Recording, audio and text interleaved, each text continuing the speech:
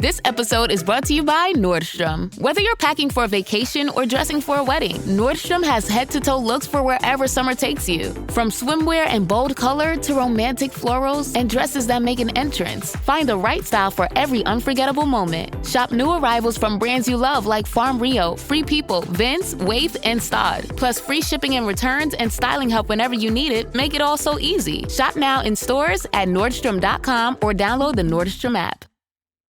Girl, winter is so last season. And now spring's got you looking at pictures of tank tops with hungry eyes. Your algorithm is feeding you cutoffs. You're thirsty for the sun on your shoulders. That perfect hang on the patio sundress. Those sandals you can wear all day and all night. And you've had enough of shopping from your couch. Done hoping it looks anything like the picture when you tear open that envelope? It's time for a little in-person spring treat. It's time for a trip to Ross. Work your magic. At first, I didn't think it was real. I woke up to this blinding light, and I was transported to another place. Pluto TV! Then I heard a voice. Come with me if you want to live. There were thousands of movies and shows, and they were all free. The truth is ours. It's just so beautiful.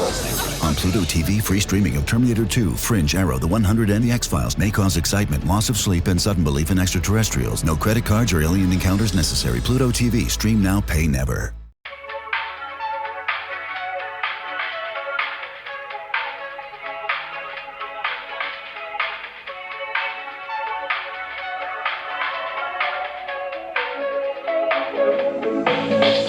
Welcome to a brand new episode of But Am I Watching? This is a podcast where we watch and review movies and television. And this week we're doing one of our mutually favorite movies ever. I don't know that how it has took ever us existed. so long to do this movie because, as I was looking at Letterboxd reviews of this movie and critics' review of this movie, we actually might be the two biggest fans of this movie. Like, How? people like this movie, but, like, I think that, like, it doesn't get the love that it deserves. No. And it's phenomenal. And Yeah. it is the one, everyone gets one Gina Rodriguez movie that they're allowed to love. And it has to be this movie. Unfortunately, it can't be Jane the Virgin. That can't be your pick. It has to be That's not a someone movie. great. That's a TV show. Okay, well, you have one Gina Rodriguez project that you can love. Let me look at her. I can't say that from the top of my head there's something that I love, but let me just look before we make this conclusion. Oh, I've made this statement so many times. A little late for us to I fact check. understand. I I've just never want to fact make checked sure. it. I just want to make sure. Okay, we're good. Yeah, there's nothing else. I mean, there's other things like Carmen Sandiego reboot. Oh, maybe I would have liked Spy Kids Armageddon. I love Spy Kids. Mm-hmm. Wait, why is she in Spy Kids 2001? There's also Bold and the Beautiful. They get on their on the YouTube channel for Bold and the Beautiful. They have a whole just like Gina Rodriguez. She was only on there for a year, but they have a playlist of Gina Rodriguez. Wait, that's funny. And her husband was on there too. He got killed. Not a great actor. Well, she was in an episode of The Mentalist. But don't remember it. So this is our pick for, and like so I watched it last night and Mats had never seen it. And I've always been like, we have to watch the movie. This movie is so good. And he's like, what? And we started it and he immediately paused and he goes, Gina Rodriguez? And you like this movie? And I go, that's how you know it means something. He goes, wow, this must mean a lot. Like he was shocked. Did he love it? Melissa, it is the first time that I think we have watched one of the movies for this podcast or like anything like that. Or honestly, in recent memory, any time that we've watched any movie or anything on TV that neither one of us has looked at our phone even once. Like, he loved it. Like, he literally, like, this morning, he was like, oh my God, thank you so much for showing me that movie. Like, I loved that. And I was like, I know. That's how you know. But, like, he was definitely, like, a little trepidatious at the top until I told him. He was like, I mean, Gina Rodriguez's character is, like, a lot. And I go, totally. You're not, like, supposed to, like, love this. Like, this is not, like, a flawless character that you're, like, necessarily rooting for. Like, this is, like, messy, late 20s people who are making mistakes and doing all that stuff. Like, it's not a infallible character. And this is very much the vibe. But, like, he He loved it. He laughed out loud. And, like, he, like, felt those moments. And, like, I think at one point, like, very early on, he, like, just turned to me with, like, a pouty face on. I was like, yeah, well, lock the fuck in. Because this does it for you. Yeah. So this starts Gina Rodriguez, as we said, as Jenny. We've also got Brittany Snow as Blair, DeWanda Wise as Aaron, LaKeith Stanfield as Nate, and this other man that's there, Peter Vack as Matt. Mm-hmm. Also features, oh my God, what's his name? From SNL? No, from The Roots. Is he not in The Roots? Yeah. You're talking about What's his name? RuPaul, isn't it? No, Who's from The Roots Questlove. in it? Questlove. He plays the DJ at the bar at the I don't even remember seeing him there. No, Mott's was like, this is stacked. As soon as he goes, that was Mott's favorite team was RuPaul. He goes, RuPaul, and then he goes, Questlove. And I was like, yeah, I have so many questions about. I don't remember seeing Questlove there. I don't think he says anything. I think he's I think he's DJing. Okay. Yeah. And also Rosario Dawson. Yeah. Rosario Dawson's there for a minute. Michelle Buteau. I think this might have been the first thing I'd seen her in. And I think after this movie, Netflix absolutely loved her because they gave her so much. Well, she might have had it. And it might have been because she has so many comedy specials on there. She has a TV show. She's also hosts Love is Blind, or gives commentary on Love is Blind. So, like, they absolutely fell in love with her. I fell in love with her. That whole scene was improv. I know it was. And it was great. You can tell, like, so much of this is improv. And I saw some people in the letterbox being like, oh my God, this script is so cringe. And I go, no, this is not. This is so much of this is improv that you're feeling. And also, like, for some of the youths, I'm like, you don't understand. This movie is like, I know it was made in 2019. This movie is like set in like 2015, 2016. Like it is so of a specific timeline and period based on like their clothes and like everything like that I just think and even Mott was like, I feel like nostalgic for this. And like, I'm not a girl. Like I'm not like in this female friendship thing, but it does something. Like, it creates this like deep feeling of nostalgia, which I think is like one of the hardest things to convey in filmmaking, especially for such a specific timeline and period. But it's so fucking good. And I would describe this movie to people being like, if you're a fan of Taylor Swift, this song is what like the 1989 album feels like. And if you're not a fan of Taylor Swift, it has nothing to do with that. Like, great, thank you. Do you know what I mean? Like she wrote this and like this, the writer. So I also want to know the production of this, because the only thing that she had done prior to this was Sweet Vicious on MTV, which was like a phenomenal show. One season, should have gotten so much more. We loved it. It's great. But that was it. And then she did this, and I was like, and then you got Gina she's like Thor. I know. And then she got Gina Rodriguez to produce it, and like she got all these fucking people in it. But then I found out that she also used to act. Yeah, but she got into like the final round of being Lily on Hannah Montana. I was like, wow, okay. And she split time between LA and New York. So I'm like, I wonder if she just knew a bunch of people in the industry. Well, yeah. How else do you split time between LA and New York? Yeah. So, but she is talented. She directed this as well. Incredibly talented. This is her directorial debut, and it's the first thing she's ever directed, and she wrote it. And like the soundtrack for this is like, this is what put Lizzo on. I remember seeing the trailer for this, which even the intro of that, of like your friend coming in and you're singing, and then your friend is very casual and then just joins in and is excited with you. But this is what helped with Lizzo's career blowing up too. And like, it came out in 2019, but Lizzo's album came out before then. And she talks about how like, no, it's like, yeah, they asked to use a song and it was like, okay, cool.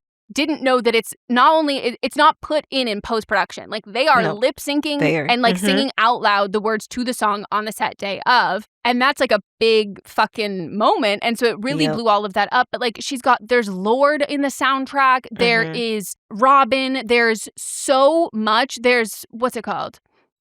There's UGK opens with UGK. Yes. Which is me and Melanie, like that is our song that we just love to just put on and rap to. This is just good. It's just a good fucking movie. It's so good. From top to bottom. And I think that like, it captures the like time and essence of being the specific age and or even the specific life stage, regardless of what age you relate to it at. But the other part, like, it feels like a music video in the way that, like, when you're a kid and you're like looking out the window and it's raining and you're listening to a sad song, you're like, oh, I feel like I'm in it. Like, it has the emotions of it, not just like the glitz. But then the other part for me is that, like, it is Selena's in it too. My favorite Selena song, when they're in the bodega. But the part I think is so remarkable about this movie is, like, this is what every other movie should reference when they want to use the internet and social media as a means of this. It's pretty right off the bat. It like Melissa said, it opens with her sobbing in an improvised scene in the subway station about how she just like ended a 9-year relationship. Like, and at this point, I don't think we know she got broken up with. I think we think that it was mutual, and she's, you know, miserable and sobbing and all of this. And then she gets back home, wants to have a distraction with her friends, and is like, okay, I've got a new job, and that's what's gonna happen. But then we get into a no way you and Nate broke up. Oh my god, and we get this flashback that is like the timeline of their relationship through like Twitter posts, through Facebook statuses, through emails and text messages to each other, and like all set to the song Supercut by Lorde. And the way it is, if it sounds like a dagger to your heart, it's a motherfucking dagger to your heart. And prior to this part, which is like almost right at the beginning of the movie, prior to this, Mopps was like, oh my god, this character is driving me crazy. And I was like, you just have to keep watching. Yeah, I didn't find her annoying at all. Well, she's she's heartbroken. Yes, but she's also trying to put on this like, I'm fine. And so she's like, oh, we're going to be like, and it's so over the top. But I'm like, no, and we see this and he goes, oh. And immediately after that, he was like, oh, I'm hooked. Like, I'm in. And Nate is played by LaKeith Stanfield, who is so good in this. Like, he is so good in this. You fall in love with both the characters, and you are sad that they've broken up. Yeah. And you don't ever see them in present time dating, ever. Right. Like, just in the past, and you feel devastated that they broke up, but you also don't think that they should necessarily get back together. But God. Okay. I think I'll say this up front, I think they will get back together. They're in present time, they're married right now. I think so. My theory is I don't think any of the girls are from New York at all. Like, I think... No, definitely Gina is.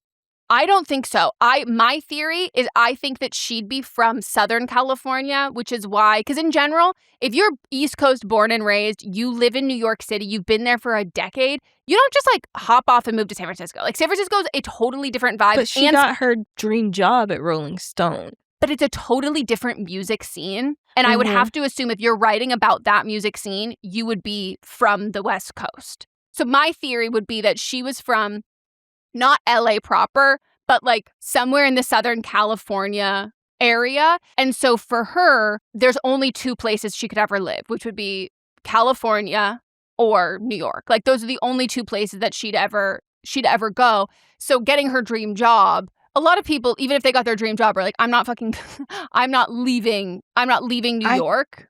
The way that she interacted with the city and the people and how she loved New York, I think she was from New York. Well, so for me, I think that New York is her home, and that's where she's supposed to be, and that's where she wants to be, and she feels the most like herself. But in my mind, she grew up on the West Coast and then went to school in New York, and I think that she would have lasted approximately a year maximum in San Francisco and would have been like, I need to get my ass immediately back to New York. And in my version of the sequel, he sells all his shit. He gets all of his shit together, and he's an East Coast kid in my mind. And so then he gets rid of all of his stuff. He moves to the West Coast for her, and she immediately goes, turn back around. I'm done with this place. I can't do this anymore. And then they end up back in New York together. That's my dream. That's how I envision it. Yeah, I think she goes, in my head, she goes to New York. I mean, like, she's from New York. She goes to San Francisco. She works there. everything that happens in 2020 happens. She gets to move back home, gets to work remote, and then they stay. Ooh, I love that. Yeah. God, but it's... Yeah, and she also doesn't want to be away from her best friends. Like, she's, like, homesick and stuff, so, yeah. DeWanda's character, what's her name? Erin, she's a real estate agent. Like, she can just hook shit up. 100%. I also love that, like, no matter what, anything we watch that is, like, set in New York, someone has got to be rich with a great apartment because they go, we don't want to keep filming in these tiny little crypt spaces. So the girl that she's dating, Brittany Snow, she goes, oh my God, you're, like, rich. Like, whoa, you're, like, rich. Nice. And you can always tell New York because they have the biggest canvas that you've ever seen in your life on the wall. It is so huge, which, by the way, I have a close runner-up laying in my living room right now that I'm going to paint for my wall. But my God, I wonder how they maneuver those around because we did a pickup for maybe they have it so that you stretch it at the place once you get there. Well, that makes way more sense because I'm going to tell you right now. But I don't know how they're getting it out. I had a store pickup for Michael's and I was like, I don't think it can fit in my car. I was like, no, I'll get it in my car. Didn't fit in his car. We had 4 different Uber transpos cancel on us. And then finally some man in a Prius at this thing got it to work, scratched up one side of it. So I was like, well, I'll figure that out. But I'm like, I couldn't even get into the house alone. Matt said, help me get it inside. Yeah. Very big. But yeah, maybe they just go through like on a scaffolding, like through the window. Probably. Like how they would like bring a piano in. Yes, exactly. But how this all starts is we have 3 best friends. They've been friends since college. Like Melissa said, Jenny, Erin, and Blair. And they're all at different yet similar stages of their life. They're talking about how next year they turn 30 and like might as well die after that because like what the fuck are we going to do? Erin is in a relationship but won't admit it and is afraid of, you know, the specific, not even afraid of monogamy, but like afraid of like the title of it and that kind of commitment, even though so clearly very into this girl that she's been dating for a while. Blair doesn't realize that she's monogamous, even though she is. Yeah. Blair is with, what's his name from SNL, who is playing your best friend's like absolutely so fucking annoying boyfriend that you're like, it would be fine if he was around in like if he was like your little brother, like I would tolerate it. But like, my God, there's no way that you can be sleeping with him. And we get one of my favorite instances from the beginning is Erin and Blair having a conversation, which my favorite character trait about Erin is a lesbian who is like, but she's also at the same time like the dick prophet that she's looking at her friends going, you're not getting enough dick. Like as someone who has never had dick is not getting any dick, I can tell you though that you're dick deficient and like you need to get a new dick. Like she's just so supportive and encouraging of that. But like this interaction between her and Blair where she goes, oh my God, yeah, you hate him. Like, are you gonna break up with him? And she's like, I don't hate him. She goes, no, you like hate him. Like they can't even kiss right. Yeah. And then she goes, ooh, like, I was like, this is just so funny. And they feel like real friends too. Yes. And also Blair is on this path where she wants to be married by the time she's 30. So she's settling for this dude. Yeah. She has massive Ohio, Kansas energy, like who moves to New York. Like the valedictorian class president from like your small school in Ohio moves to New York City. And like she is going to make it there, but like she still has some of those smaller town sort of like hang-ups and ideas. And the other part of this movie is like it is millennial cringe coded in a way that is, I would say, similar to Joyride, where it's kind of like a luster and how these characters are deflecting from the actual problems in their lives by just coping with like humor and like trying to be funny and like laughing it off. And they're all hee hee ha haing. But like all of them are actually like processing and going through like real shit. But none of them really want to address it. So they're all just like inside joke with each other back and forth, waiting for one person to like finally start the serious conversation. And then when we actually try to have the serious conversation, it becomes very, very hard for them because, you know, I think that there is a little bit of like stunted growth in this, which is a great theme that you see throughout the whole movie. Yeah. I had to remember, because they're all older than us, but I had to remember that they're supposed to be 29 in this movie. Yes. And it was fine. It's like when they filmed this movie, they were like 34. So it's not like they were that far removed, but I've always seen Brittany Snow and Gina Rodriguez as older, even though they're not that much older than me, but they should have been smoking cigarettes. That would have helped me because it ages you. Yeah. But it just threw me off for a second, but then I had to remember. But also, I watched this years ago, so yeah. But I still love it. I still love it. What's the party called? The party? Neon. I know. Classic. Lights? Neon Classic. Mm-hmm. So, in the intro flashback of her relationship with Nate and how, like, the heartbreak of this all, like, what leads to it. So, how we could start understanding how she's feeling, like, so absolutely heartbroken by this. We get to see a clip of them all together at Neon Classic, like 9 or 10 years ago. And then she gets, is she getting an email invite, or she sees that he's going on Facebook or something about this year's. But her and her friends haven't gone in like years because it's something you do when, like, you know, college kids, you're young and all that. And so she sees this, and I want to say she knows that he's going, and she's in a very clear denial stage about this breakup. And from this moment, it's abundantly... It just happened. It literally just happened. She's going because she needs to see him. Mm-hmm. And she's not going to tell her friends that. But she's like, this is my last hurrah before I go to San Francisco. And then she says the line, which I think is like the catalyst for the whole movie. And it shifts everything in her friends the way that it would if someone said this in real life, that it would be like, oh, complete change of plans. Mm-hmm. Where she's trying to get her friends to, like, skip work today, come do this, like, let's go let's do all these things, whatever. And they're like, no. And she just says, like, her voice breaking, I can't leave New York like this. Yeah. And they both immediately lock in and they go, okay. Like, yeah.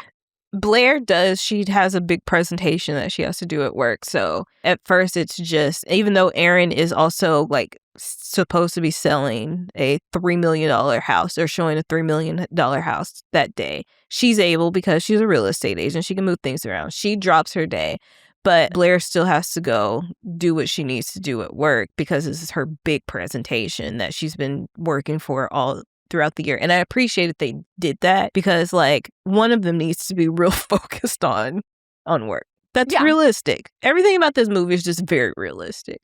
So then, and also the way that Blair and Aaron found out that she got broke up with is because she's playing the song on her Instagram. That is a song that the last time they heard it was when she was heartbroken earlier. So the whole movie is told in flashbacks, which also is hard to do well, and it's done very well. And the way that it's done specifically in flashbacks is it's like she's triggered by certain things of the city, of specific areas. And so what I think, like, visually it's so great. So, like, she'll be looking at a stoop, and then the stoop is the same stoop, but now we're just back in time there. Mm-hmm. So it's like all these things are triggering her of this, and this is why she can't leave New York like this, because all of those memories used to be happy memories, but now that they've broken up, that they feel like sad memories, and it feels like this city is ruined. And that's what I think she worries, that I'm never going to be able to come back here if I don't leave New York on a good note. Like, I will... If I put this so much distance between it immediately, like, I'm going to be too afraid of these feelings. And she really does walk, like, head first into, like, forcing herself to essentially be, like, triggered by all of these things. Like, she really is wallowing in it. Mm-hmm. And I think that that's, like, it makes so much sense plot-wise for the movie. Because if she was just, she says she's trying to, like, get over it. She's trying to avoid it. She's trying to distract herself. But she's not. She's trying to, like, really, like, live in the past of this. And I think that's what makes the storyline so cohesive, and the music video part of it, because, like, it feels like a little bit like self-sabotage-y in the way of, I'm going to put on a sad song on purpose and think about all the sad things in my life. Mm-hmm.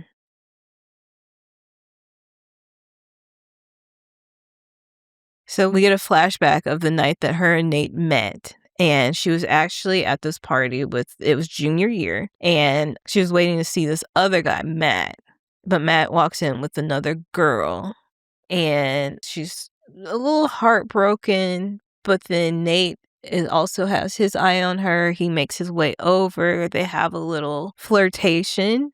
and end up back having sex. And that night turned into 9 years. Mm-hmm.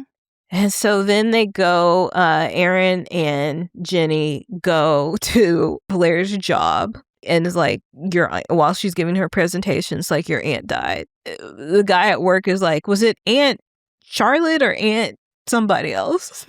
Like, Aunt Natasha and Aunt Cecilia. Oh my God, don't tell me it was Aunt Cecilia.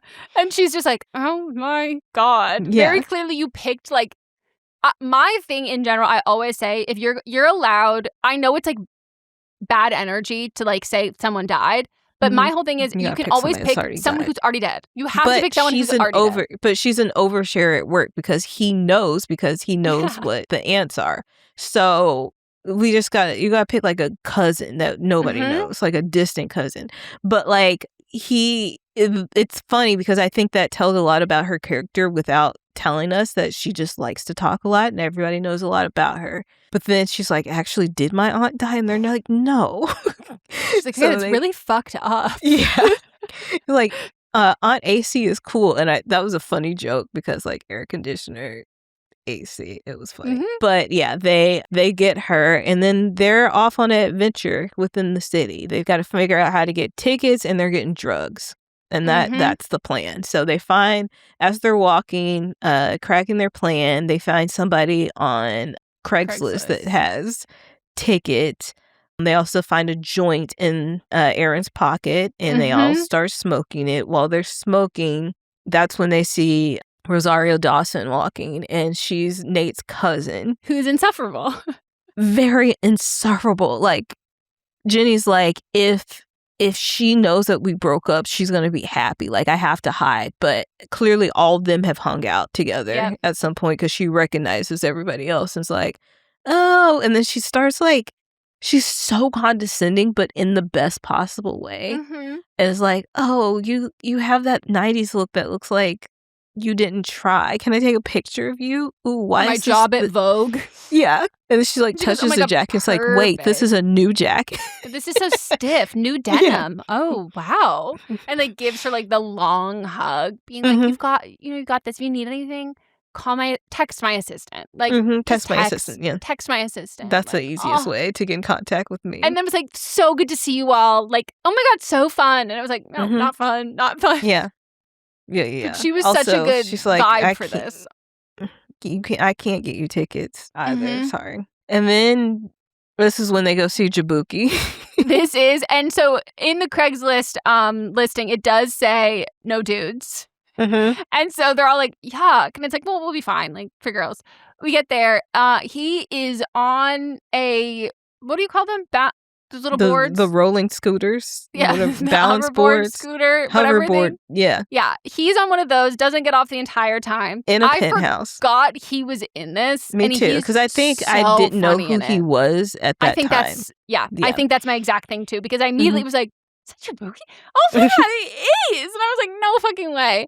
Which I don't know why I was shocked because like this is his bread and butter of style of character where he's like so clearly playing trust fund kid who put his money in crypto, has like never went to college, has no sense of like responsibility, is a giant grown-up kid and like probably went to like international school and his parents have like never lived here. And yeah, so, he literally says, yeah, my parents you're wondering why I live here. Yeah, my parents got this for me 2 years before I cut them off or something like that. Yeah. And I'm just like, and it's like, okay, like, yeah, he's so funny in this and he just wants to hang and then maybe have sex. He's got like the Beyonce weed.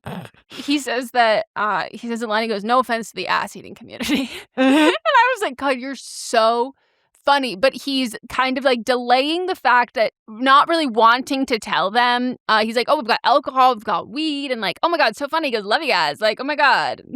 Oh, and we talk about time's up, and he goes, by the way, as I've been saying, time has been up. Right. God, he's so just riffing. He's so funny. And then he's like, God, I love you guys. And then finally, push comes to shove, and it's like, yeah, I actually don't. Yeah. Funny story. I don't have those tickets. My friend came by earlier and I gave them to him. But I thought, like, you know, if you're cool, we could hang out. Maybe like get a little handsy. Yeah, I'm not into ass eating. No offense to ass eating community. And of course, they're livid because they have been chatting and also wasting their time with these trying to get tickets here. So they steal the Beyonce weed. They steal a bottle and of alcohol. And he's like, I would have just given it to you. I would have given that to you if you asked. Would have already done that. Like, yeah. And I so believe funny. he would have. Yes. And so I will say this to me, accurate New York drug dealer experience. Yes. This one, incredibly accurate. I've been to friends' houses where I didn't think he was a drug dealer, though. I didn't get vibe of drug dealer. He just wanted some friends to come over. And he was luring people over with these tickets. Like, he had stuff. But he wasn't selling it. No, but so to me, that's how you would get, my friend knows this kid uptown, lives in a penthouse. He always has way too much extra stuff. He'll give you a good cut of it, or he'll give you some for free. Not like, it's not his bread and butter. It's not like his career or what he's doing. Like, this is like, this is how that to me is like, that's where you get drugs from. It's from somebody like that. But I had an experience, I remember, at a friend's house. And this was like probably more when it was more established before it was, you had dispensaries, even though, that people would be like, oh, no, I'll come to you. And it's like with a rolly backpack, the whole suitcase, everything. Like, what do you want? What do you want? This guy is like, he does crypto, and on the side, he always has access to things. Like, he's got the good stuff. And then they leave because, of course.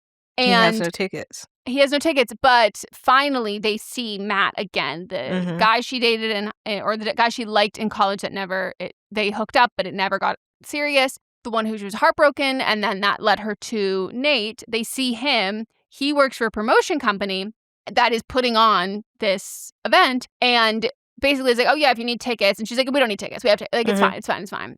We are now between a rock and a hard place, and Aaron is like, okay, fucking you need to DM go fuck him. Yeah. Get those fucking DM him and get those tickets. And she's like, no, I would never, like, ew, I don't need a rebound. And I'm like, certainly not with him. So she DMs him, and he can, in fact, get them tickets. But then it's like, who's going to go all the way to Brooklyn to get them? And surprisingly, Miss Uptight Blair is like, it's fine, I'll go. And they're like, you're such a good friend. Oh my God, are you sure? It's like, yeah, I'll go. I can just go solo. You guys have fun. Like, we'll meet back up. Like, it'll be fine. Like, whatever. And they're like, you're the best. She goes. And the energy we are receiving from Matt is incredibly different. Yep. Like, he is still that same douche, but my God, he is head over heels for, I would say Blair is there with her. Blair is in her corporate personality. She is climbing the ladder. She is calling the shots. She has her finger on the pulse. She's got all of her fucking buzzwords. She's so snappy at him, and he's like, God, I love you. He's obsessed with her. We start picking up on a vibe between the two of them that feels maybe not entirely random or out of the blue. Seems like maybe we're running it back from some point. And next thing you know, they are fucking in his office. Yep. And Matcha's like, oh my God. After he has, like, his fingers is slowly going up her dress, and she's not running away. Up her little Reformation dress. She's with like, her thigh-high Stuart Weitzman boots. It's not unwanted attention. No. And it's clear that this is not, like, the first time. The first time, exactly. And Matcha's like, I can't believe they're, like, fucking in his office. That's crazy. And I go, no, he's a promoter. Like, and Matcha's like, but those are, like, glass barn doors. And I was like, people are fucking in this office, I'm sure, all the time. She literally asked him, she's like, what do you even do? And he's like, nothing. Like, I don't do anything here. Yep. And she's being so mean to him, which he's loving, as most men do. Love a girl who's mean to him. And they hook up, and it's clear that, like, he likes her and has been trying to date her. But if you don't remember from the beginning, she does still have that annoying boyfriend. Yes. But she wants dick. She does. Also, when I first saw this for the first few seconds of it, I was like, why are you fucking this dude that you know that your friend liked? But when it was revealed, they hooked up like 3 years ago. Okay, I was like, fine. She was very much in a very committed relationship at that point. Whatever. Well, and also, like, that, she mentions it later of being like, I was never even actually, like, I didn't even know what heartbreak, like, I didn't even like you that much because that heartbreak or whatever, like, didn't feel anything like this. Like, it's laughable in comparison, which, like, totally makes sense. Yes. And meanwhile, Aaron and Ginny are going to buy Molly from their RuPaul. drug dealer. who is RuPaul, who, by the way, Maude said this is his favorite scene in the movie, and he thought RuPaul stole the whole movie. RuPaul is a fantastic actor. Like, yes. This was such a great scene. And God, this is what I wish buying drugs was like. Like, I so wish that, like, you just had, like, a tank full of, like, tiny sharks and, like, you know, I wasn't worried about my safety. No. Like, I would felt probably the absolute safest there with you. And, like, you're so nice. And it's very much Mama Ru, like, getting a lot of, like, sage motherly wisdom and, like, oh, honey, babe. Like, the way that I would have broken down in tears with, like, some of, like, the sweet words and, like, looks that she was just giving. Just being like, oh, like, you broke up. And I was like, oh, he was so hot. Like, damn. Yeah. Damn, he was beautiful. And you're like, I know.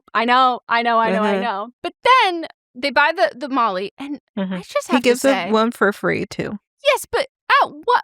I would love to know what year was Molly $40? When was Molly I was like, that's. I've never bought it. I don't know how much it costs. Not $40. Well, they told him when they walked in, they were like, we can't afford you anymore because he's a high-end drug dealer. Yeah. So I think he just gave them a discount. It has to be because I was like, damn, $40 Molly and one for free? Like, that's... This is so nice. How much being like, I was miss it you guys. costing when you were taking it? I wasn't doing it regularly. I was always paying people back for it. Maybe they were upping the cost for you. Maybe. Like they were doing a finder's fee. It says between 20 and 30. Still? But they got 3 pills and one for free. Then that's still like... No, you're right. I would say, I guess at the time, I don't ever remember buying like individual. It would be like, oh, we're going to Vegas for a weekend. And like, we're buying, whoever wants some chip in.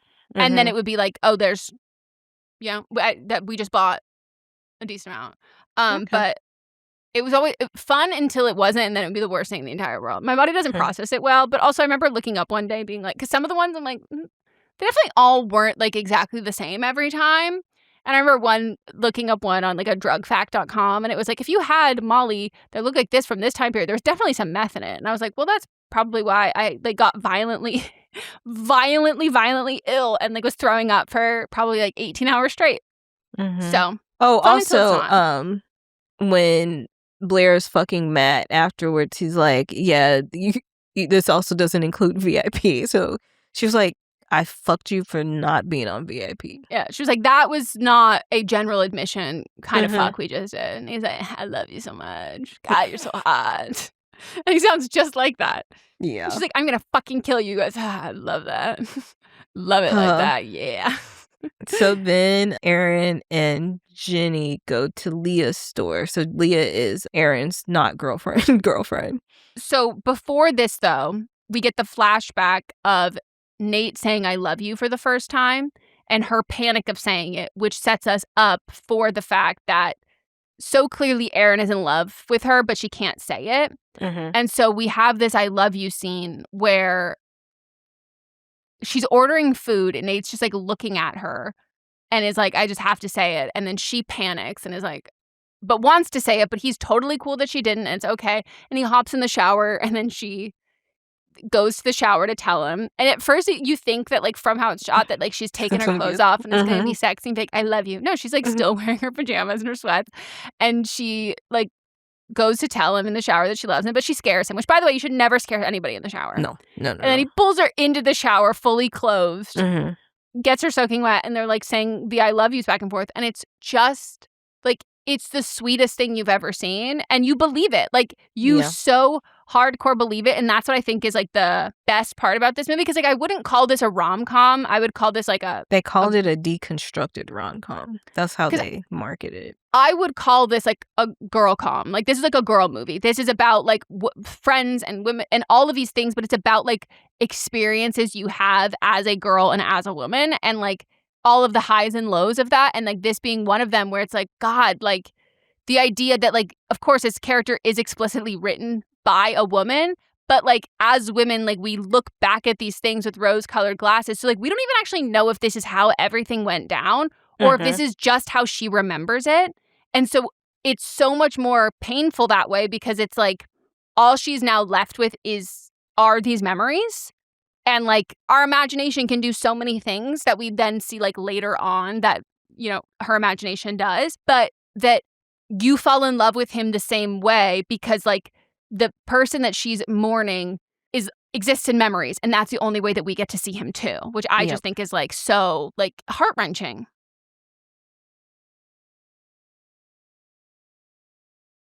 But now we're at Erin at her girlfriend's store. Her girlfriend's Leah. Yep, Leah. She has a store. They go shopping. Tells Jenny that she can get 30% off, which was generous. But also we learned she's rich, so what is this job? Well, it's not. She's the owner, but what is this? A gift from her parents. So yeah, then all the girls get their outfit for the night. Also, earlier when Leah and Erin like woke up together, Leah had invited Erin to go meet her friends, which they've been together for 4 months. She clearly knows Erin's friends, but Erin doesn't know Leah's friends. So this is a big step because Erin has commitment issues. And the other part that I think I recognized this time watching it through, and I hadn't before, is I think that Leah's friends are gay and they're lesbians. Yes, and I think she says that, yes. She says that later on, but I think that's another part of like the holdup for it is that like Erin's 2 best friends are straight. And so that she's not as engrossed in like a queer friend group that I think that she views that as like there's a little bit more of like an understanding, and therefore like any sort of like judgment will feel more like true or on. Do you know what I mean? Like there's just something more relatable to that, which I didn't pick up on this time where I was like, oh yeah, I forgot. That's a good call. Yep. Her friend, that's another part of this, and that she's afraid of that. And she's also afraid of not fitting into that world, which then could then mean something bigger for her or feel more representative of that. Yep. Then we have Brittany Snow arrives back home after she's gotten fucked for those tickets. And settled the tickets were just an excuse. She wanted to fuck him. Without a doubt. She's settling on the couch with a glass of wine, and she gets startled by her boyfriend, who Matsu's like, he lives there, doesn't he? I go, no, he does not live there. He's cleaning her apartment for her and Erin, which my favorite part later, Erin goes, did you get to my room first? Because like, right, because in the opening scene with the 3 of them, she tells Erin that she needs to clean her room, and so he hears that as I need to clean the apartment. Which I was like, this would be wonderful to have as a younger sibling who's just like here to help, but like not so much to date, because Erin and Blair live together, and Jenny lives with Nate. So he startles her. She spills wine. He goes, "Do you want me to get the pen?" And she's like, "Yeah." And he just starts like dabbing the Tide pen, and I'm like, I'm getting annoyed by him. He's so funny in this though. And after she has cheated on him, which it's very clear that she has been sleeping with this guy, that she's like, I gotta ask, are you happy? And he was like, of course I'm happy. And she was like, I don't think I'm happy anymore. And then it's like the facade dropped for him. He goes, oh my God, thank God. I have not been happy for a while. I kind of been going through the motions of this. And they'd been together for a while. And he also has Midwest energy. Like, yes. And he also... he said he almost cheated too with his coworker as well. Yeah, like earlier that week. And she goes, ooh, okay. Which I was like, good. Don't tell him that you did, but just like help that ease your guilt, which didn't seem like she had much anyway. No. And so they have an incredibly amicable breakup where she does have to tell him, like, don't start cleaning again. Just like leave. And he's like, oh, okay, for sure. And it's a perfect contrast to Nate and Jenny's breakup because it wasn't fiery, it wasn't heated, it wasn't emotional. It was just like we've grown apart, and as we like continue to get these flashbacks, we now are starting to get flashbacks that like aren't the greatest between Jenny and Nate, and it's clear that they have also reached a part where they have grown apart. And like we said at the beginning, we both think that they will grow back together, but like they do need to break up, but they're both just like holding on too tightly for that. And it's the same thing that Blair and her boyfriend are at, where it's like, okay, we've grown as far as we can grow together, amicable breakup and all of that, but like they can't, they're not like logically there yet, brain-wise or emotion-wise yet. It's just far too passionate, but it, I think, shows like a great contrast to it. Yes. And he says at some point, like, we've been together since college. We don't know anything else. And so I think this time apart will be their growing points together. And this I also wrote down. So we get, I think it's the first time we see, or what? No, it's not. We've seen it a lot. But it's one of the scenes specifically where he's always riding on her back.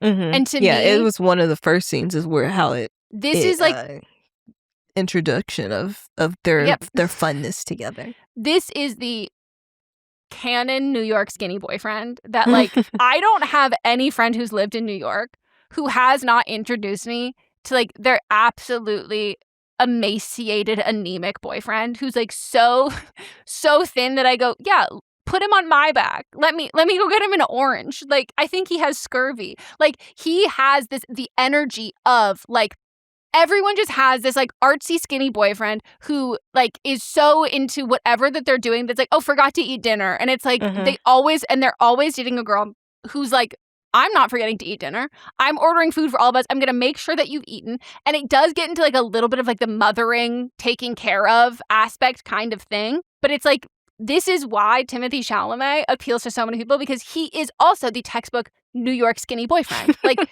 this is that specific look.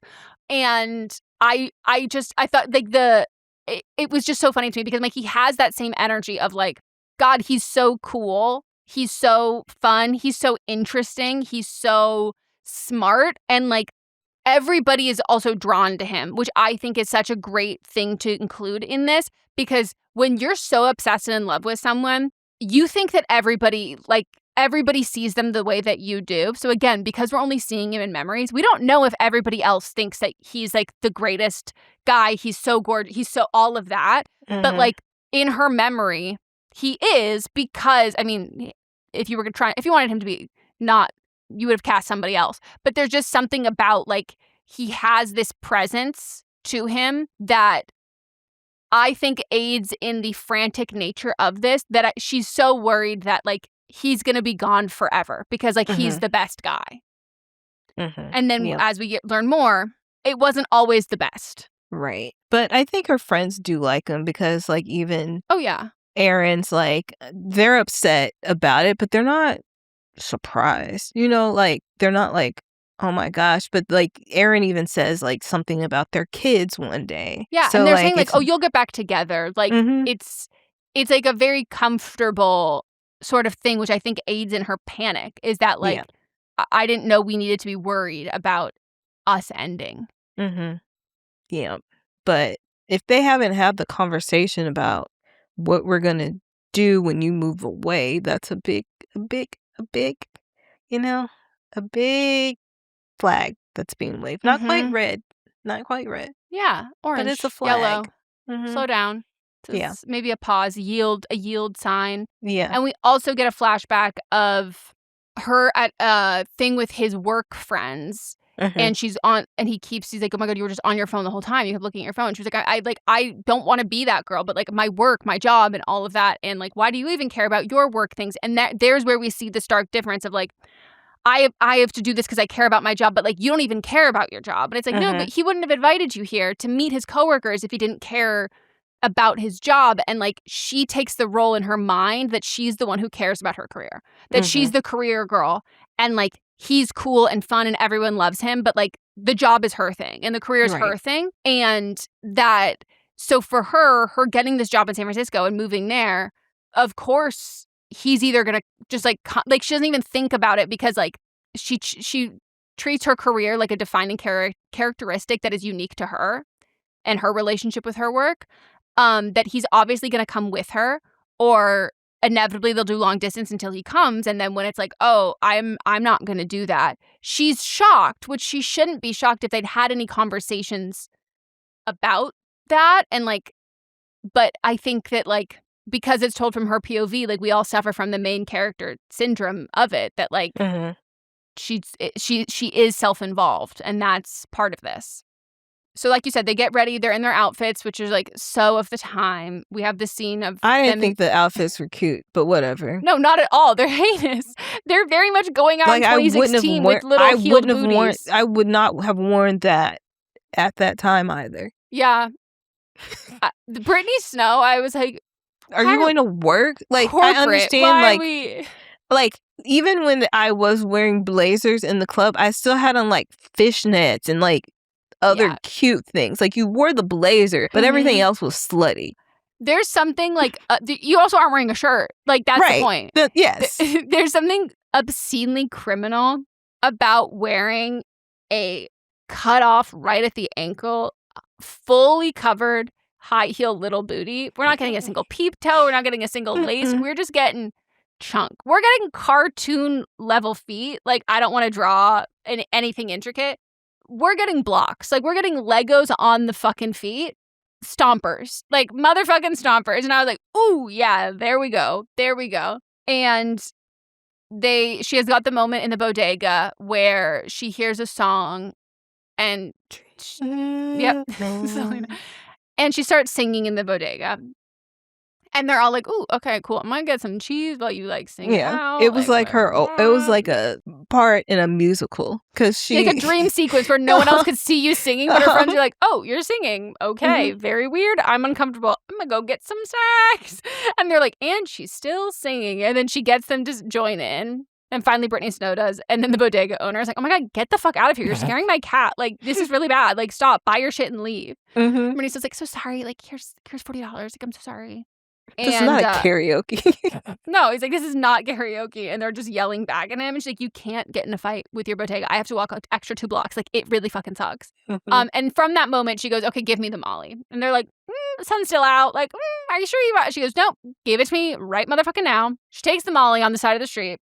And we get to the party. We finally get to the party. And it is so Molly. Mats was like, this is probably the most accurate representation of being like this is it. Like, this is so it. Like, everything is heightened, and everything's heightened with like rose-colored glasses on. So like everything's heightened in a positive way. And so everything in you wants to like avoid the conflict and just like have fun. Like, that's what you want to do.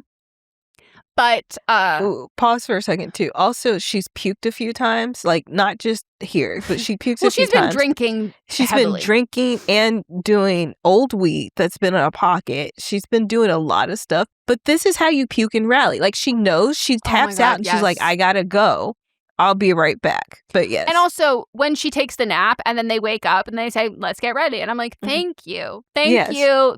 These are girls who know how to party. But I have to say, I have found a joint in a jacket before. And like, I literally was like, oh my God, I am that scene. Like, in Someone Great. Like, this feels... I have too. It is so literally fun. Flew across the country, didn't know it was in my pocket. Mine, I was like, is this mine? Like, did I put this in here? Like, what is this from? But I don't do that anymore because I can't, because of my lungs. Paranoid. But yeah. Well, and no, it's my lungs. Like, oh, okay. I do edibles, but if it doesn't put me to sleep, it gets a tinfoil hat on my head. I mean, also that's when I do, is when I go to sleep. So yeah, that's the only time. I can't rally through weed like that. Like, no, I've never been like, I can't. People are like, this is how I get my creativity. No, it's time to go to sleep. Yeah, and if I don't go to sleep, like, the demons come in. And yeah, like, and and sometimes I do want the demons come in. It's fine. Like, sometimes I'll just take one because I want to be in that moment before I go to sleep. Yeah, where the demons are just there and we can just have a good time. They're circling, but like, once I see the demons, I go, that's my cue. There's no way I'm like persisting through that. Like, no fucking, I can't relate to that. I'm very impressed with people who can, stronger than I am. Yeah, people that can write. I don't know how, but great for you. When they're like, oh, I need one, and then I'll study. And I go, study? Study what? The inside of these lids? Right. That's all I have for you. They're like, oh, you just have the wrong strain. No, I've tried them all. They're all putting me to sleep. They're all putting me to sleep. It's a different type of sleep for each one of them. Different shades of demons. Yeah. Different. They're clad in different things, but like, tell me, what strain doesn't have the demons? Right.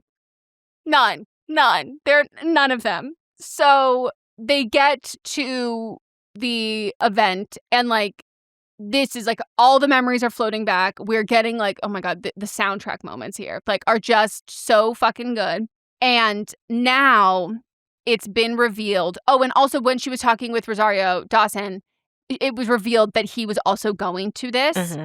And their friends were like, oh, this is why you wanted to fucking go, because he's here. And so now they're on high alert, but everyone's also like on Molly. Mm-hmm. And so she's looking for him, but trying not to let her friends know that she's looking for him. And her friends know that she's looking for him, but are also trying to remember that she's looking for him because they're also high and like having fun. Mm-hmm. And she finally decides like, I'm going to go to the bathroom.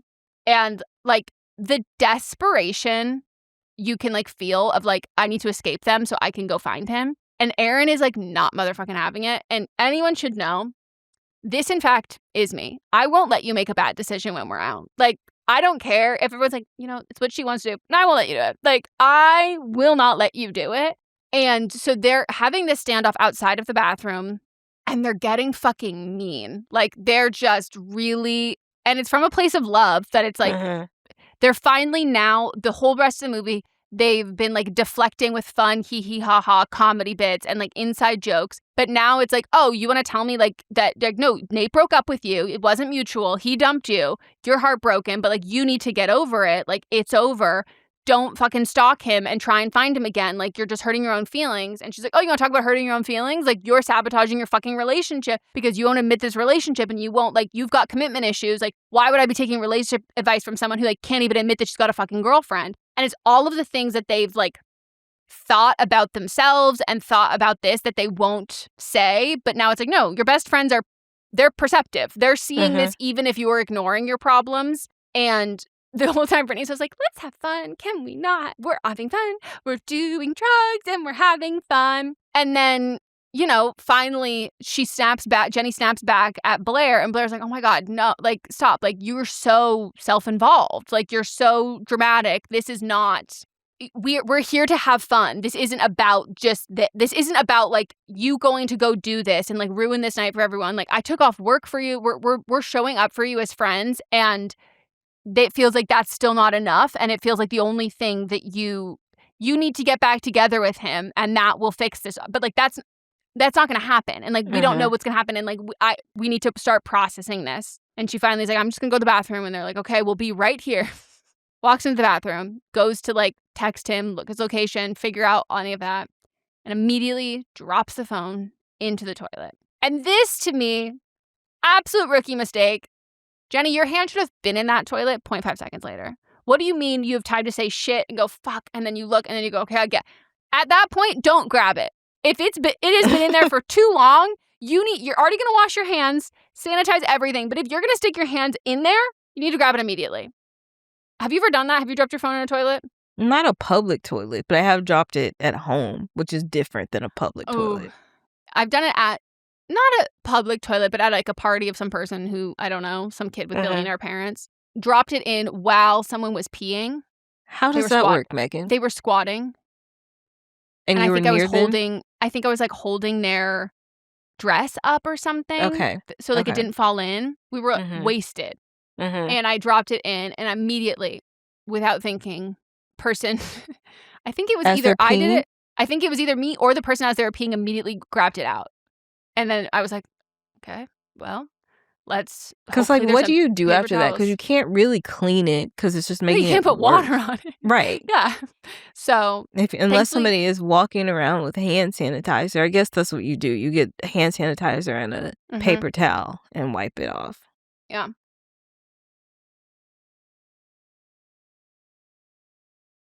So the plan kind of just like blows up in her face. And I think that the whole time she's been acting like the stars are all going to align and like everything's going to work out and all of this is because like she's like living in her memories. She's living in this fantasy land of like a walk through the highlight reel of their relationship. And in her mind, she's a writer. In her mind, like the next logical step is like she sees him, they kiss, they're like, oh, this was all a mistake. Like, I'll come to San Francisco with you or we'll try long distance or whatever. But she doesn't have her phone now. Phone's broken. Leaves to go up, sees Matt. No, did she see Matt before or after? She sees Matt after. She then goes back into the club and she's determined to find him. And in the crowd, just kind of how her imagination pictured this, crowd separates, light, and he's there, and he turns around. And this moment is like, oh my God, like right, like stabs you right in the motherfucking heart. And they make eye contact. It's like he can feel her looking at him. And he turns around and she mouths, "I love you." And he mouths like something back that's not "I love you." And something that like is just, you can't tell what it is. And I don't think you're supposed to be able to tell what it is. But I think all she knows and all we know is it's not "I love you." Yeah. And that's like enough for her, that like this is kind of where the closure is, like, oh, I set this up, or I did everything to make this in a perfect way. If you were going to have regrets, now would be the time to like say it. And I also think this was the perfect moment for her phone to get fucked up, because he probably texted her and we don't know because we don't really see, but he was probably texting her all night after that moment. Mm-hmm.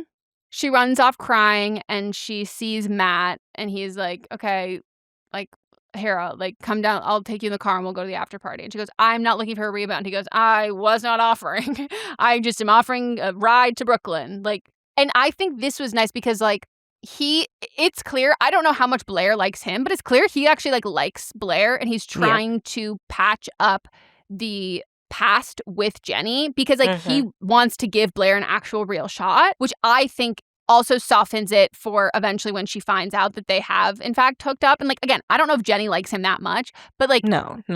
Especially she's like growth. Coming off the love of her life. And also like when they hooked up, it was like 4 years into her relationship with Nate. It's not like and like I don't know if Blair is like, oh, I'm breaking up with my guy because like I really like Matt. It's just she likes it, and who knows, maybe they would end up together. But like I think we're seeing a man growth. We're seeing growth, and in the fact that Jenny doesn't care that he's grown, I think is the reason why Nate can't grow, is because she cares too much about it. She's invested in that growth. And so now we still have Aaron and Blair going everywhere, going, where the fuck is our friend? And this I love. There's nothing that pisses me off more in a movie, which tells me it's always written by a man, when girls are like at a club together or going out together and one of them's gone and they're all like, oh, she'll be fine. I might go, no, a girl didn't write this. We are going outside on the curb. We are finding. And Mott's literally said, oh my God, their feet must be so sore. And I said, they are. But this is what we do. And that's what happened. Yeah. And so they're not giving up. Nobody is like, okay, she'll be fine. We'll see her later. Nope. They are going to every club, every room, everything, looking for her. And they get to the after party. And it seems like this after party is like multiple floors, lots of different rooms. And so they're looking through and they split up. And Aaron's like, okay, I'll look this way. You look that way. And she's like bopping around. This was Mott's. He said this was his favorite song. I don't remember which song it was, but he said he's like the part where Aaron's walking through the bar. And then she's like, where the fuck is this bitch? Like, where is she? Also, before that, Matt had said, I'll text them. When Jenny left, she was like, I can't leave because I don't have my phone. And he goes, I'll text them. So they knew where to go. Because and this was also him just setting it up so he could run into Blair again. And at this point, so she was like, this is like all your fault. And he was like, why the fuck is this my fault? And she was like, well, if I wasn't so heartbroken over you, I would have never been at that party and I would have never met Nate and we would have never dated. And she goes, but also like, I wasn't even fucking heartbroken over you because like that did not feel like this felt. And he was like, hey, I'm sorry. I was a dick in college. Like, I was a kid. Like, that was years ago. I've grown up. But like, yeah, I'm sure I was inconsiderate. Like, I'm sure I wasn't thoughtful and like, I'm sorry about that. And it's kind of just like water over the, like, it's like she doesn't even totally register it. And I was like, yeah, because that's what closure is. It doesn't matter. Yeah. Closure is like. It never mattered. He never really mattered. He was just the bridge to get her to the other side. And when it did matter to you, he was never that person who could say sorry. And so like the searching for like a picture perfect ending and closure and all of that, I'm like, it doesn't exist because you're invested in it. Like it doesn't exist until that feeling and those words will eventually come, but it will not affect you the same because closure is like a desperate need for like an emotional feeling that like cannot be fulfilled by anybody else. So I thought that was great when she was kind of like whatever about it. But like for him, the growth is about him. It wasn't either about her either. And so then Blair realizes that, like, you know, I mean, Aaron and Blair have split up. And then Aaron's like, where? Well, can't find Jenny, but where's Blair? Goes, opens a door. I think she's still looking for Jenny at this point. Opens the door. Yeah. And what does she see but Matt and Blair fucking in the bathroom? And she's like, oh, love this. Huge fan. Get that dick. Wonderful. This is the best image. This is the best day of my life. Wonderful image. So funny. And then she opens it up again and like says nothing. And like, I died laughing at this part. It's one of my favorite parts of the movie where they're just like frozen there. And then Brittany says like, oh my God. And then she looks back at him. She goes, could you get out of me, please? And he's like, sorry, I was just a little like, it was a shock. She goes, yeah, get out, like, please get out of me.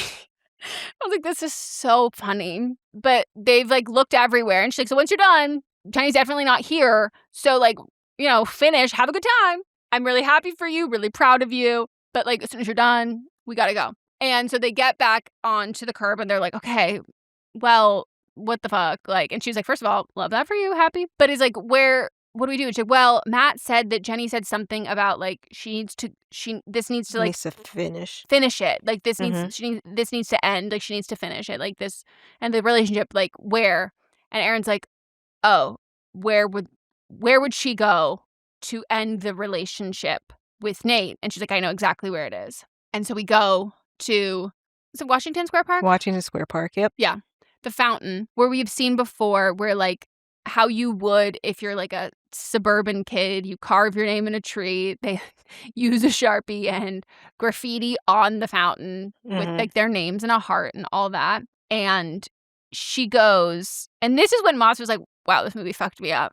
And we go to there and she's sitting there and Nate comes up and is like, I fucked up. I fucked up. I can't lose you.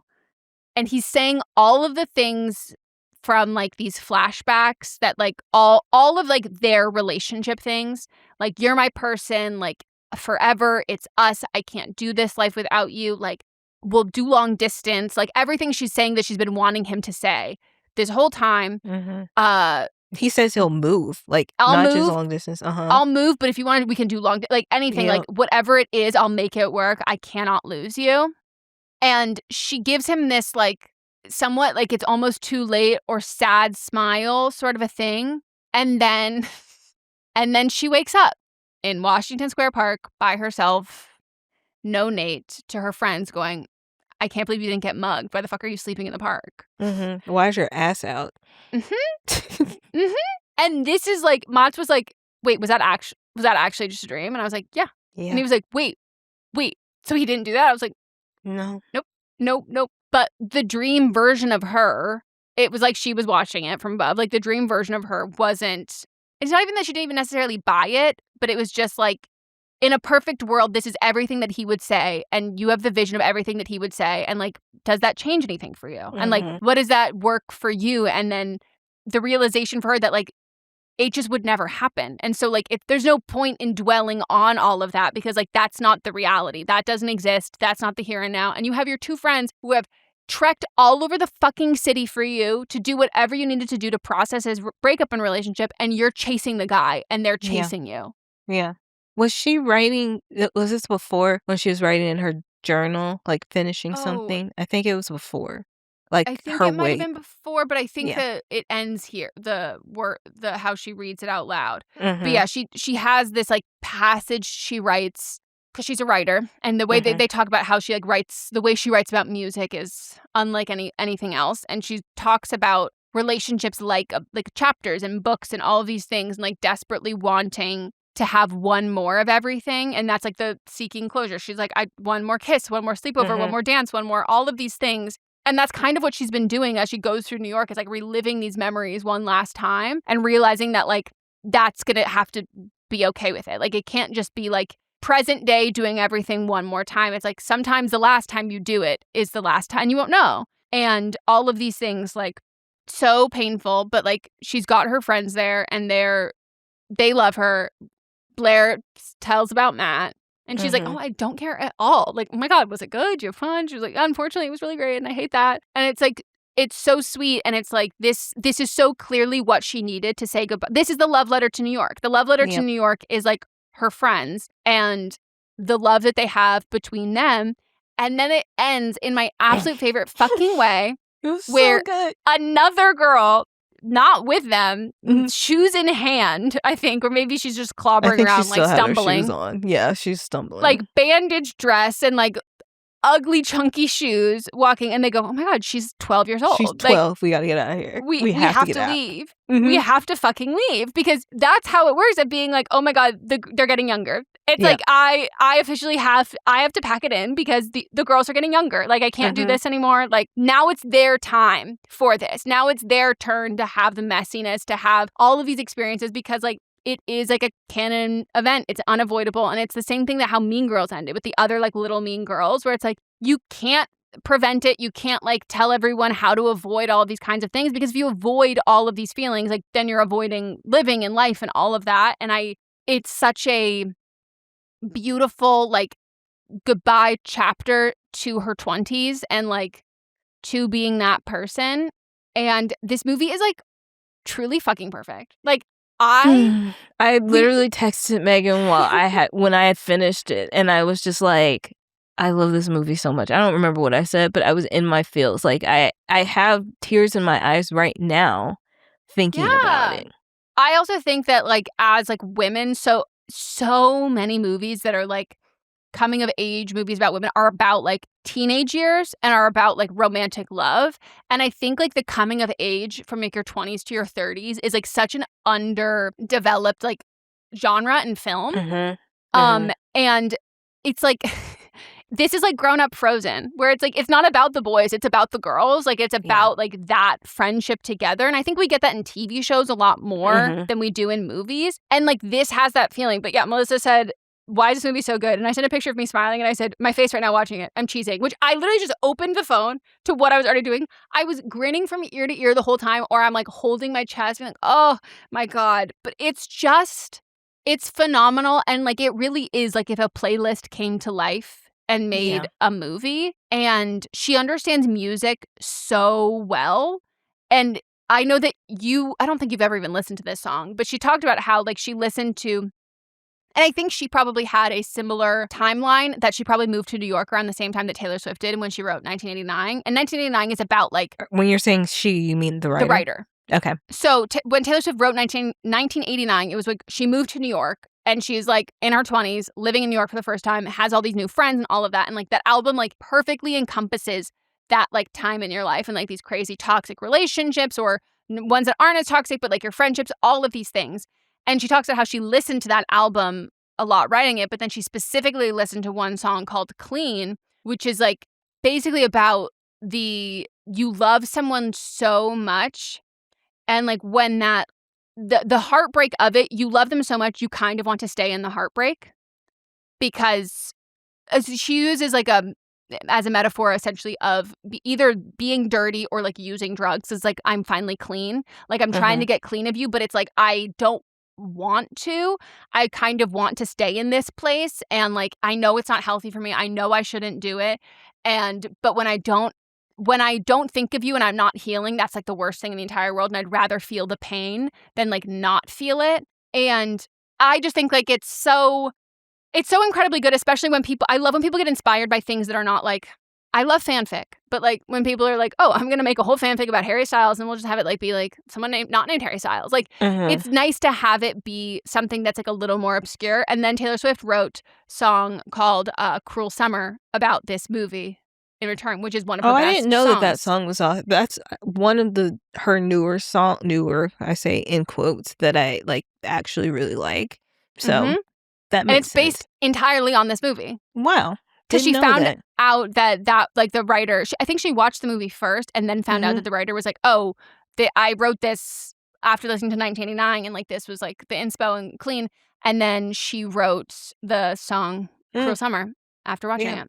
Wow. Which it also really encompasses it. And like music is such a huge creative inspiration, and also like I'm always listening to music, using it as inspiration for writing. or when I need to get in a certain mood, I'll put a certain playlist on. So yeah, I agree. And I love it. And I always find that the projects I like the most are done by people who also use music the same way.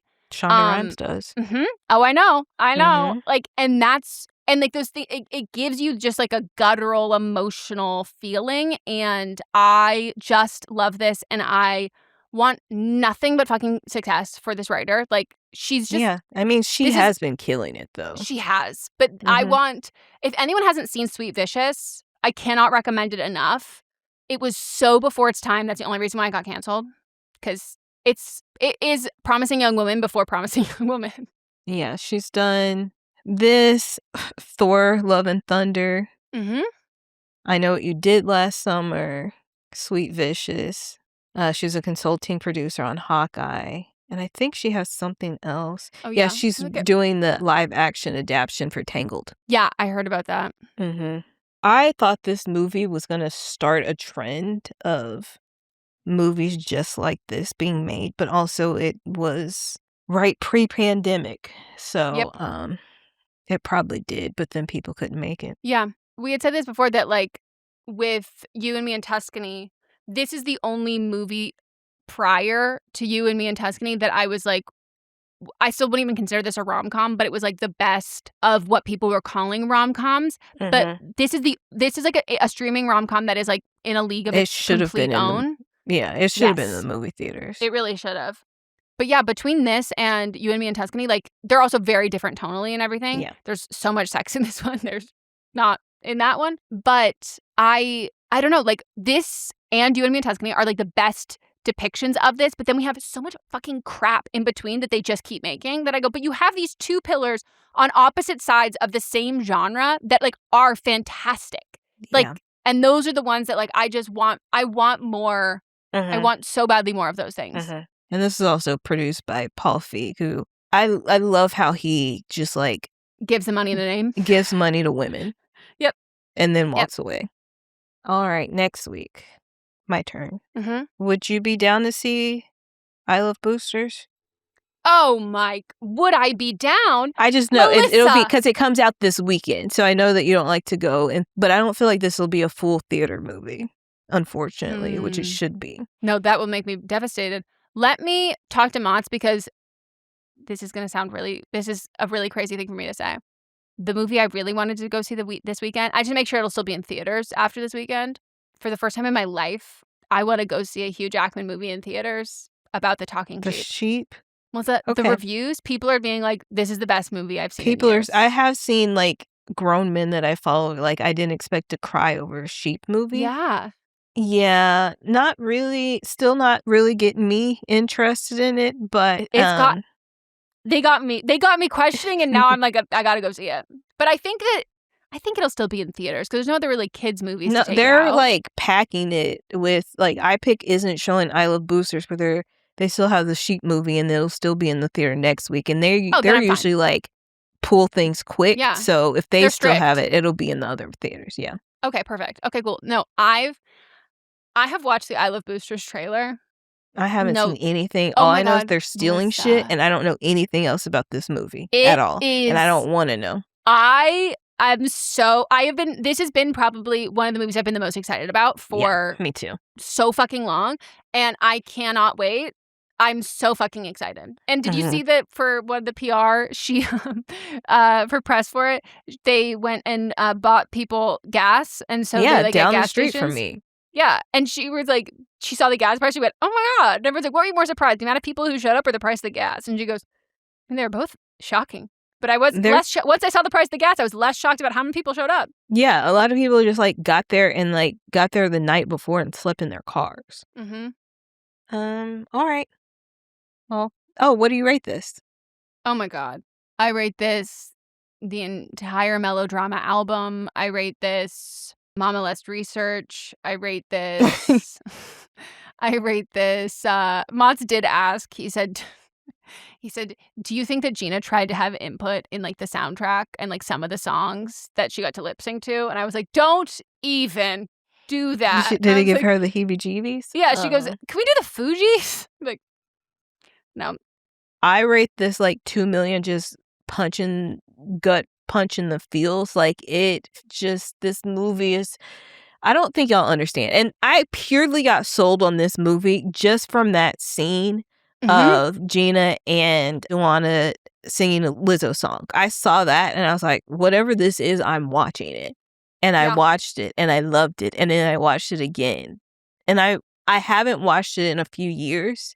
And so now I think I'll just be putting this on whenever I just feel like it, Every time I watch this, it makes me be like, I have to write another movie. Like, I have to do, like, it just, it's so good. It's so good. And I like when people can write, like, flawed young adult womanhood without feeling, like, chastised or without feeling, like, made fun of or punching down or, like, it feels like looking through your old yearbook fondly. Yep. I love it. Nostalgia packaged in a movie, and it's perfect. And Mott's loved this. He said this is the best movie I figured if he set it up, then he would love this movie too. Okay. All right. Well, bye. Bye. This is a Sister Sign production hosted by me, Megan Rinks. And me, Melissa D. Montz, plus Diamond Imprint Productions. Post-production by Coco Lorenz. Production assistance by Melanie D. Watson. And music by Ryan Hunter and Giacomo Picasso.